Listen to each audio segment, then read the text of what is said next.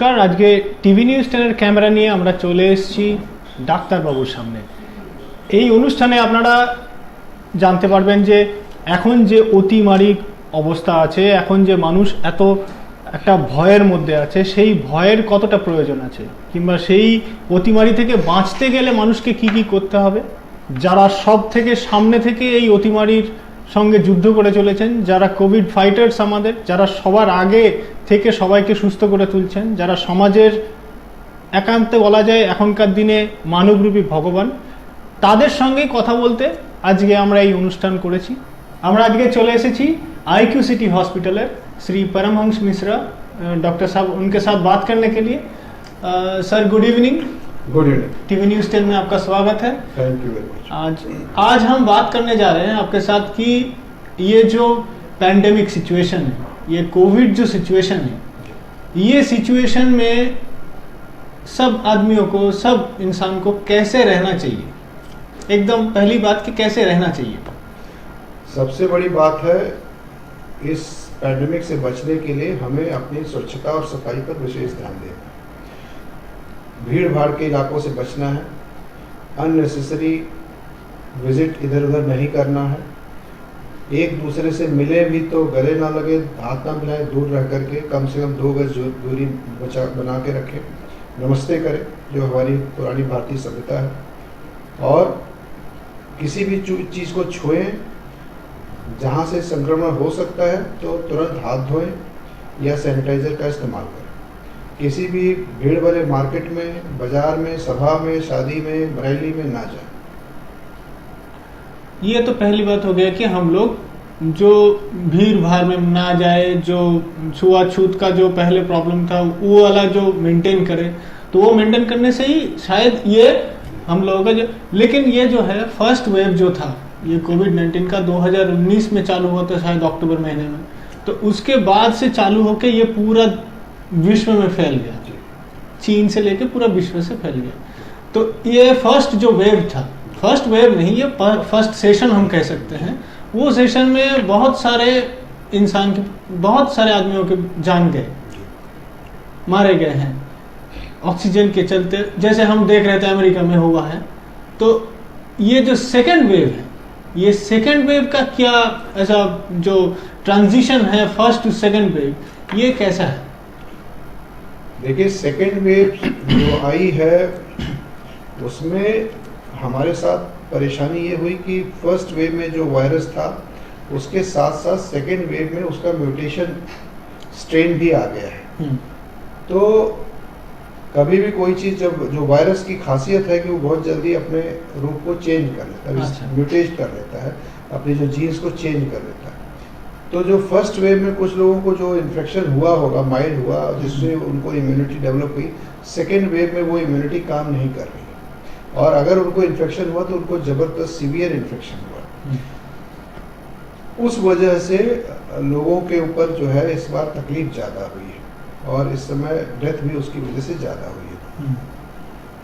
हम लोग first wave में जो स्ट्रिक्टनेस हम लोगों ने दिखाई थी, मास्क लगाना है, घर से बाहर नहीं आना, 3 महीने का लॉकडाउन हुआ था, वो इस बार हम लोगों ने रिलैक्स कर दिया। हम लोगों ने थोड़ा सा ढिलाई बरती, तो वो हमें ढिलाई नहीं बरतनी चाहिए थी। मास्क लगाना चाहिए, सैनिटाइजेशन करना चाहिए। जो रैलियाँ हुई हैं, कुंभ मेला हुआ, इलेक्शन रैलीज हुई, शादी ब्याह में लोग जाने लगे, उससे भी हमें बचना चाहिए।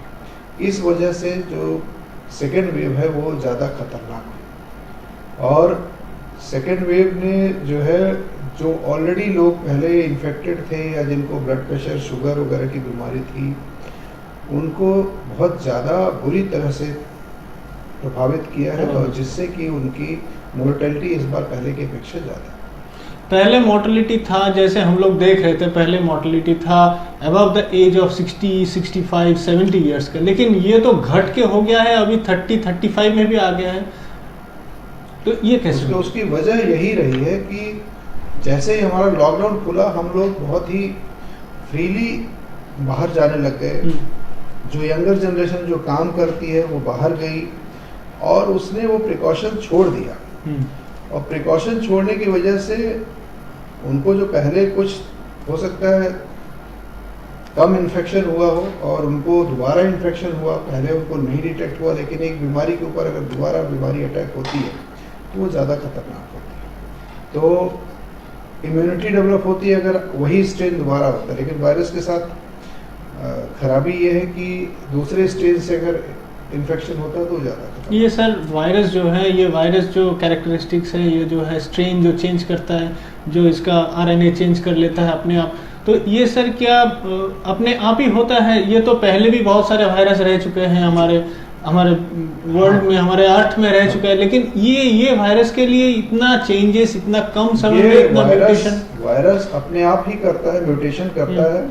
जैसे कि शरीर में अगर आपके ये गया, किसी दवाई का असर इसके ऊपर पहले हुआ और वो दवाई अगर इसके ऊपर असर कर रही है, तो जब दोबारा अटैक करता है तो वो फिर वो उस दवाई से बचने के लिए अपने स्ट्रेन को चेंज कर लेता है, वो अपने आरएनए प्रोटीन को चेंज कर लेता है। अच्छा। ये इसका तरीका होता है उस दवा से बचने। अच्छा। ये किसी भी एंटीबायोटिक से, जैसे बैक्टीरिया होता है वो भी म्यूटेट कर लेता है। अच्छा। वायरस ज्यादा तेजी से म्यूटेट कर लेता है। अच्छा, तो ये म्यूटेशन के चलते ये सेकेंड वेव का जो डेंजरस, यानी जो खतरनाक ज़्यादा है वो होते जा रहा है। सर ऐसे जैसे बताया जा रहा है, जैसे टिल नाउ अभी तक ये कोविड-19 जो है, ये कोविड-19 का जो डिजीज़ है, इसका कोई दवाई नहीं है, टेक्निकली कोई दवाई नहीं है, और इसका दवाई बताया जा रहा है, यानी इसका तोड़ बताया जा रहा है वैक्सीनेशन। तो वैक्सीनेशन आप बता रहे हैं फर्स्ट वेव का जो था एक स्ट्रेन था, अभी स्ट्रेन अलग है, तो वैक्सीनेशन का जो पार्ट है वो स्ट्रेन तो जैसे 6 महीना हम लोग वहाँ पे रिसर्च किए करके ये वैक्सीन बना, लेकिन अब का स्ट्रेन के लिए ये वैक्सीन क्या काम करेगा? वैक्सीन का काम होता है आपके शरीर में इम्यूनिटी बढ़ाना। तो जब आपके शरीर में इम्यूनिटी बढ़ती है तो आपके बाहर का कोई भी बीमारी लगने में थोड़ा सा चांस कम होता है। अच्छा। तो कोई भी ऐसा वैक्सीन नहीं जो 100% आपको सुरक्षा दे, लेकिन अगर आप 90%, 95% भी सुरक्षित होते हैं तो आपको चांसेस होता है कि आप बच जाएंगे, और कम से कम अगर इन्फेक्शन होगा तो आपको उतना स्ट्रॉन्ग इन्फेक्शन नहीं होगा, उतना फैटल इन्फेक्शन नहीं होगा। फेटल नहीं होगा। तो जितनी भी वायरल बीमारियां हैं जिनके लिए हम मम्स, मीजल, रूबेला, हेपेटाइटिस, जिनकी भी हम वैक्सीन बना रहे हैं, तो वैक्सीन देने का मतलब कभी भी नहीं होता कि 100% आप सुरक्षित हो, लेकिन आपकी इम्यूनिटी बढ़ती है तो आपके शरीर के अंदर वो उस बीमारी से लड़ने की ताकत बढ़ जाती है।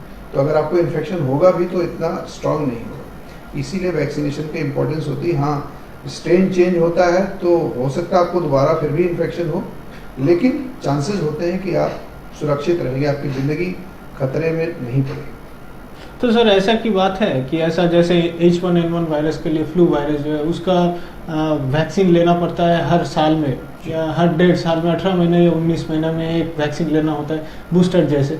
तो ऐसे इसके तरफ, यानी कोविड-19 के लिए भी ऐसा ही सिस्टम हो सकता है? इसके लिए भी अभी तक यही जो सिस्टम हुआ है कि अभी 1 महीने में, फिर पहले वैक्सीन लेने के 2-3 महीने बाद जो भी सरकार ने डिसाइड किया है, सेकेंड डोज लेनी, फिर बूस्टर डोज आपको 6 महीने बाद फिर लेनी पड़ेगी, और उसके बाद आगे अभी रिसर्च चल रही है, और आगे क्या निकलता है उसका परिणाम वो उसके ऊपर डिपेंड करता है। अच्छा सर, आप लोग हैं सबसे फ्रंट लाइन कोविड फाइटर्स, आपके आगे और कुछ नहीं है, आपके आगे मरीज है, मरीज मर सकता है, जी सकता है, आपके आगे। जैसे आप लोग फ्रंट लाइन कोविड फाइटर्स हैं, तो सर इसमें रिस्क तो रहता है, लेकिन आप लोग इसको कैसे हैंडल करते हैं? देखिए, हम लोग नेचुरली हम लोग डेली लोगों से मिलते हैं, हमें नहीं पता होता कि किसके पास इन्फेक्शन है, किसके पास नहीं है, फिर भी हम अपनी कोशिश करते हैं कि अपने आप को प्रोटेक्ट करके रखें। जैसे कि मैं फेस मास्क हमेशा लगा के रखता हूँ, सबसे रिक्वेस्ट है कि हर लोग फेस मास्क लगा के रखें। सैनिटाइजर यूज़ करें, अगर आप किसी से मिल रहे हैं, कोई चीज़ टच कर रहे हैं तो सैनिटाइजर रखा, सैनिटाइजर यूज़ करें। बाहर हम जब भी जाते हैं, राउंड पर जाते हैं, मरीजों से मिलते हैं, तो उसके लिए फेस शील्ड लगा के रखते हैं। घर जाते हैं तो घर में परिवार में किसी से मिलने से पहले अपने कपड़े चेंज करके, हाथ को धो करके, नहा करके, अपने आप को थोड़ा सेफ करके तभी हम किसी से मिलते हैं। तो यही सब प्रिकॉशन है जो हम हर आदमी को लेनी है, और जिससे आप कम से कम खतरा अपने परिवार वालों को दे सकें, अपने समाज को दे सकें। सर ये जो कोविड-19 का डिजीज़ है, इसमें सबसे अच्छा वाला, यानी जो नेचुरल है, जो मेडिसिनल नहीं है, वो सबसे इम्यूनिटी वाला बात जो है, आप पहले भी बताया कि इम्यूनिटी ग्रो करवाता है ये वैक्सीन। तो इम्यूनिटी वैक्सीन अगर सोच लीजिए अभी हम लोगों का 130 करोड़ का पूरा देश है, तो इसमें तो वैक्सीन अभी के अभी एकदम 130 करोड़ में फैल नहीं सकता। अगर हम लोग ये बता सके कि कैसे हम लोगों का इंटरनल इम्यूनिटी जो है उसको बढ़ा सके, उसके लिए क्या क्या करना होगा? सबसे पहले तो स्वच्छता और सफाई का ध्यान रखें। ठीक।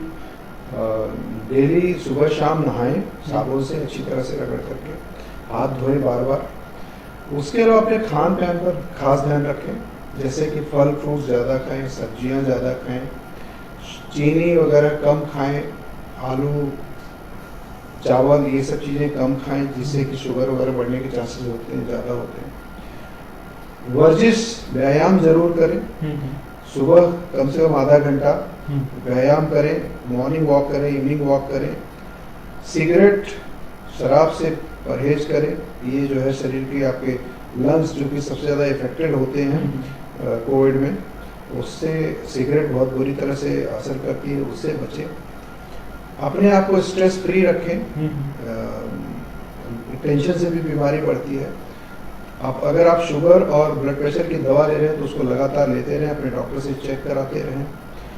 अपने परिवार को भी बचा करके रखें, उनको भी ये सब आदतें डालें और खुद भी इसका पालन करें। जो समाज में फ्रेंड आपके दोस्त हैं, रिश्तेदार हैं, सबको बोलें कि कम से कम ये सब चीज़ें करें। दूसरी चीज़, खाने के बाद सुबह शाम गार्गल्स, गर्म पानी में नमक डाल के गार्गल्स करें, जिससे कि आपके थ्रोट के अंदर अगर कोई वायरस जाता है तो वो भी नष्ट हो जाए। और अगर आप ले सकते हैं दिन में 2 बार कम से कम गर्म पानी करके भाप जरूर लें। ये आपके फेफड़ों को सुरक्षित रखता है, फेफड़ों को हेल्दी बनाता है, उसमें ऑक्सीजनेशन बढ़ाता है। ये सब चीज़ें करें तो काफ़ी हद तक आप बच सकते हैं। सर और एक बात है, आप लोगों के जैसे हर एक हॉस्पिटल में रहता है कि बहुत सारे डिफरेंट मेडिकल पार्ट्स रहता है, जैसे एलोपैथी हो गया, होम्योपैथी हो गया, आयुर्वेदा हो गया। तो ऐसे आयुर्वेदा और नेचुरोपैथी, ये जो natural way of healing the internal organs and other things, तो उसमें आप लोग कितना विश्वास करते हैं? जैसे आयुष मंत्र हम लोगों का बनाया गया है हमारे धर्म में। देखिए, हर साइंस का अपना अपना महत्व होता है। आयुर्वेद का भी अपना महत्व है, आयुष का भी अपना महत्व है। क्योंकि मैं उसका स्टूडेंट नहीं रहा हूँ, मुझे ज़्यादा नॉलेज नहीं, इसलिए मैं कोई कमेंट नहीं कर पाऊंगा। लेकिन हाँ, कुछ चीज़ें जो आपकी इम्यूनिटी को बढ़ाती हैं, नेचुरल चीज़ें जैसे कि आंवला है, नींबू है, ये सब चीज़ें आप इस्तेमाल करें, जिससे आपकी इम्यूनिटी बढ़ती है, जिसमें विटामिन सी होता है, कैल्शियम होता है। च्यवनप्राश एक अच्छी चीज़ है, जिसमें कि आंवला और सब चीज़ें होती हैं जो आपकी इम्यूनिटी बढ़ाती है, वो आप खा सकते हैं। और नेचुरोपैथी का तो यही है कि आप प्रकृति से जुड़े, शुद्ध हवा में रहें, व्यायाम करें, योगा करें, जिससे कि आपके शरीर की इम्यूनिटी ताकत अच्छी रहे, उसको आप फॉलो करें, उसमें कोई बुराई नहीं। सर, ये जो पैंडेमिक है कोविड-19, इसमें डरने की कितना बात है, स्वच्छ रहने की कितना बात है, और इसमें ना डर के उसमें रिकवर करने की कितनी बात है? यानी परसेंटेज आप बोले तो, जैसे हमको कोविड हो गया कि उनको कोविड हो गया, जिनका भी कोविड हो गया, उसको डरने की ज़रूरत है या नहीं है? एकदम नेचुरली इंडियन जो है हम लोग बहुत सारे पॉल्यूटेड एरियाज में रहते हैं, हम तो अमेरिका में नहीं है, तो वहाँ का जो हम लोगों का जो सिचुएशन है, वो सिचुएशन में हम लोगों को डरने की ज़रूरत है या नहीं है? भारतीयों के साथ सबसे अच्छी बात है कि हमारी इम्यूनिटी नेचुरली लोगों से, दूसरे देशों से के लोगों से स्ट्रांग होती है, क्योंकि हम पॉल्यूटेड जगहों पे रहते हैं, हमारा खाना पीना उतना स्वच्छ साफ नहीं होता, हमारे अंदर कुछ नेचुरल इन्फेक्शन होते रहते हैं, इम्यूनिटी बढ़ी रहती है। लेकिन हमें डरना नहीं है, किसी भी चीज़ से डर के उसका मुकाबला नहीं किया जा सकता। अगर हम डर गए तो समझ लीजिए हम आधे वैसे ही परास्त हो गए। लेकिन हमें सावधान जरूर रहना है। सावधानी में स्वच्छता रखें, बहुत ज़रूरी है। मास्क लगाएं, शील्ड लगाएं, सैनिटाइजर यूज़ करें, बचाव करें, भीड़ भाड़ इलाके में ना जाएं। जैसे कि मैंने देखा कुछ जगह सब्जी मंडी में लोग ऐसे इकट्ठे हो जाते हैं जैसे कि वो सब्जी दोबारा नहीं मिलेगी। डिस्टेंस मेंटेन करके रखें। भीड़ भाड़ जगह पर होम डिलीवरी का फ़ायदा उठाएं, जैसे आजकल हर चीज़ आपको सब्जी भी होम डिलीवरी मिल जाती है, कोशिश करें उससे मंगाएं। तो इन सब चीज़ों से बचाव रखें, डरना नहीं है लेकिन मुकाबला जरूर करना है, हिम्मत रखनी है। अगर आप कोविड इन्फेक्टेड भी हो जाते हैं तो हिम्मत नहीं हारनी, ये नहीं सोचना कि मैं अब मेरी ज़िंदगी खत्म हो गई, क्योंकि 90% लोग ठीक हो रहे हैं, 95% लोग ठीक हो रहे हैं। ऐसा नहीं कि सब लोग मर रहे हैं, हार्डली 2% 3% लोगों की मौत हो रही। तो वो भी जिनके पास पहले कोई बीमारी है, ब्लड प्रेशर शुगर की बीमारी, जिनके फेफड़ों में कोई दिक्कत है, ज़्यादातर लोग ठीक हो रहे हैं। हमें कोशिश करनी चाहिए इससे बच के रहें, अपने परिवार को बचा के रखें, और अगर बीमार हो जाए तो डॉक्टर की सलाह जरूर लें। घर में अपने रहें, माइल्ड बीमारी है तो घर में रहें, आइसोलेटेड रहें। अगर आपकी ऑक्सीजन सैचुरेशन 90% से नीचे होती है तो हॉस्पिटल में जाएं, डॉक्टर को दिखाएं। भर्ती हूँ और 90% 99% लोग ठीक हो रहे हैं, उसमें कोई घबराने की बात नहीं है। लेकिन हाँ, सावधानी जरूर, कोशिश करें कि बीमार ना पड़े।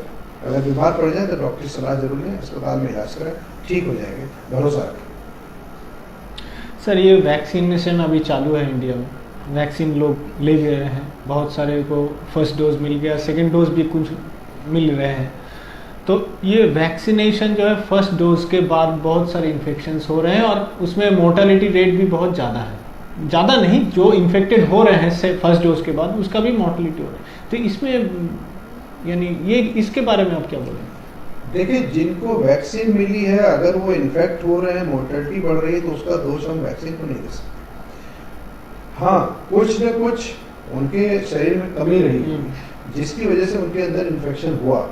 जैसे कि हम लोग भी एडवाइस करते हैं कि किसी को अगर किसी चीज़ से एलर्जी है तो उसको वैक्सीन नहीं देना चाहिए। अगर किसी के अंदर कोई इन्फेक्शन है तो उसको वैक्सीन नहीं देना चाहिए।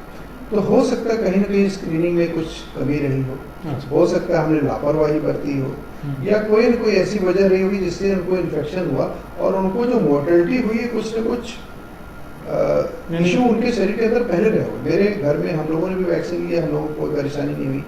मेरे भाई को वैक्सीनेशन के बाद भी इन्फेक्शन हो गया लेकिन वो ठीक हो गए। तो ऐसा नहीं सबको मोर्टेलिटी होती है, लेकिन हाँ, जहाँ मोर्टेलिटी हुई है उसका हमें एनालिसिस करनी चाहिए कि क्यों ऐसा हुआ। तो अब जैसे कि कुछ जगह पे केसेस पे ब्लैक फंगस म्यूकोरमाइकोसिस का इन्फेक्शन आ रहा है, हो सकता है वो डायग्नोज नहीं हुआ पहले, कहीं ना कहीं कुछ न कुछ वजह रही होगी, लेकिन ये वैक्सीन की वजह से हो रहा वो हो कहना अभी गलत है। और ये नया एक ट्रेंड आ गया और एक डिजीज़ आ गया, म्यूकोरमाइकोसिस। सर, हम लोग जैसे देखते थे, हम लोग तो बहुत दिन से ब्रेड्स खा रहे हैं, ब्रेड्स के ऊपर मोल्ड्स हो रहे हैं, वो मोल्ड्स पहले ग्रीन ब्लू होके फिर ब्लैक होते जा रहे हैं। वही म्यूकोरमाइकोसिस का क्या सोर्स है? हाँ, नहीं, वो ब्रेड सोर्स नहीं है। जिसको भी इन्फेक्शन होता है, अगर उसकी इम्यूनिटी किसी वजह से कम हुई है, शुगर है मान लीजिए उसको, उसकी शुगर कंट्रोल नहीं हो रही, या अगर उसको कोई सुपर एडेड इन्फेक्शन, मान लीजिए उसकी सफाई ठीक से नहीं हो पाई, तो उसने गार्गल्स ठीक से नहीं किया और किसी वजह से उसकी क्लीनलीनेस में कमी हुई, तो ये म्यूकोरमाइकोसिस हो सकता है। कुछ जगह स्टेरॉइड की दवाइयाँ चल रही हैं, स्टेरॉइड हो सकता है डोज में ठीक नहीं रहा हो, या उस प्रॉपर स्टेरॉइड की वजह से शुगर बढ़ने के चांसेस रहते हैं, वहाँ पे कंट्रोल ठीक से नहीं हुआ, या कहीं ना कहीं मरीज की गलती हुई हो या किसी की भी गलती हो, तो वो जगह हो सकती है। ये भी एक नया बीमारी चालू हुई है, इसको भी हमें ध्यान देना चाहिए कि ऐसा क्यों हो, और एक जब तक प्रॉपर इन्वेस्टिगेशन नहीं हो, प्रॉपर इसका मरे हुए मरीजों का पोस्टमार्टम ना हो, क्योंकि आजकल तो कोविड में लोग ऐसा होता है कि अगर मरीज मर गया तो उसको तुरंत जला के जल्दी से छुटकारा काम खत्म करते हैं। तो उसके लिए बहुत ज़रूरी है कि हम साइंटिफिक उसके एनालिसिस करें, पोस्टमार्टम करें कि क्यों हुआ, क्या वजह रही है, और जब तक वो स्टडी नहीं होगी तब तक इसका कारण ढूंढना मुश्किल है। अच्छा, ये म्यूकोरमाइकोसिस और जो पोशाकी नाम है जैसे मीडिया दिया है ब्लैक फंगस, तो ये टिपिकली जो डिजीज़ है, ये डिजीज़ दिखाई दे रहे हैं अभी फ़िलहाल ये कोरोना के बाद, ठीक है। तो ये तो पूरा इम्यूनिटी के साथ एक इसका रिश्ता हो गया है, शायद ऐसा ही दिख रहा है। तो इसमें म्यूकोरमाइकोसिस या ब्लैक फंगस में ये इन्फेक्शंस अभी तक हमारे पूरा यानी पैंडेमिक या कोई भी एपिडेमिक सिचुएशन में नहीं आया है, लेकिन इसमें बचने के लिए हम लोगों को वही जो दवाई, वही जो साफ सफाई वही करना है। और जरा सा भी अगर कुछ शक हो, जैसे कि आपको कॉन्टिन्यूअस हेडेक हो रहा हो, आंखों से दिखाई कम दे रहा हो, डबल विजन हो, आंखों में, चेहरे में आपके किसी तरह का डेविएशन दिख रहा हो, गले में कोई फंगस का सफ़ेद या काला निशान दिख रहा हो, कुछ भी हो, अगर आपको जरा सा भी डाउट हो तो डॉक्टर की सलाह लीजिए। और लोग ठीक हो रहे हैं, ऐसा नहीं सब लोग मर रहे हैं, लोग ठीक भी हो रहे हैं। सर ये जो म्यूकोरमाइकोसिस का जो है, इसका तो साफ सफाई का बात हो गया, ये एकदम क्यूरेबल डिसीज है? 100% कोई भी बीमारी क्यूरेबल नहीं होती है। नहीं, अभी फिलहाल जो सिचुएशन है, ये सिचुएशन में ये क्यूरेबल है। दवा उसकी जो है वो कारगर है, दवा सही मिले। दवा हमारे यहाँ पे कमी है कि दवा की होर्डिंग हो रही है, ब्लैक मार्केटिंग हो रही है, दवाई कई जगह नहीं मिल पा रही है।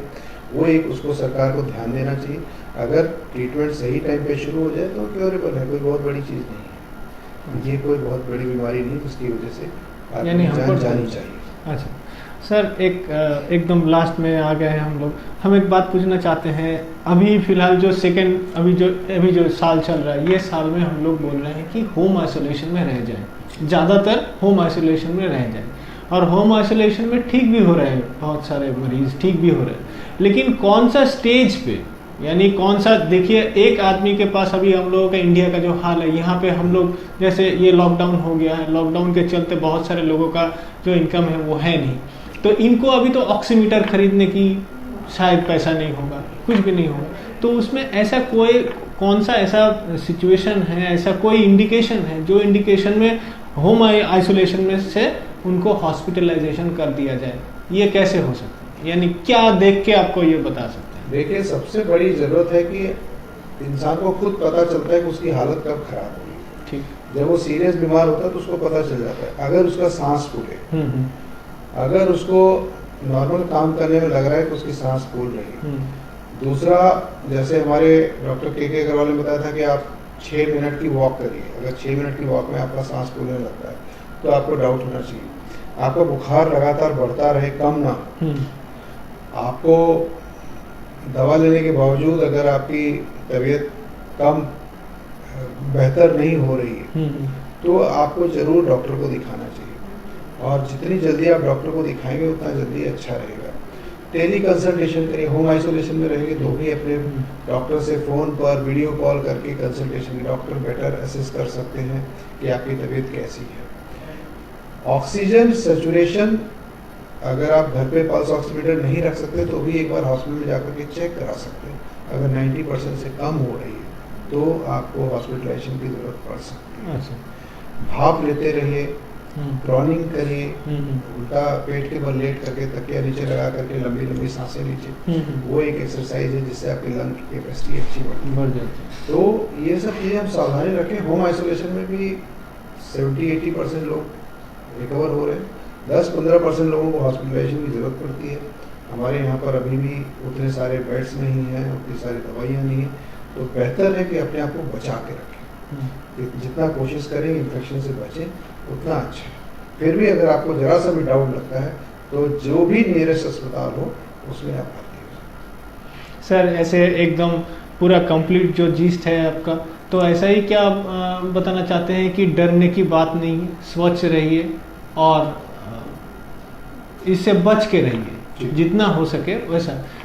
तो मैं जैसे कि IQCT मेडिकल कॉलेज और हॉस्पिटल में हूँ, मैं डॉक्टर परमहंस मिश्रा सबसे यही निवेदन करूँगा कि इस बीमारी से बचाव ही सबसे बड़ा उपाय है।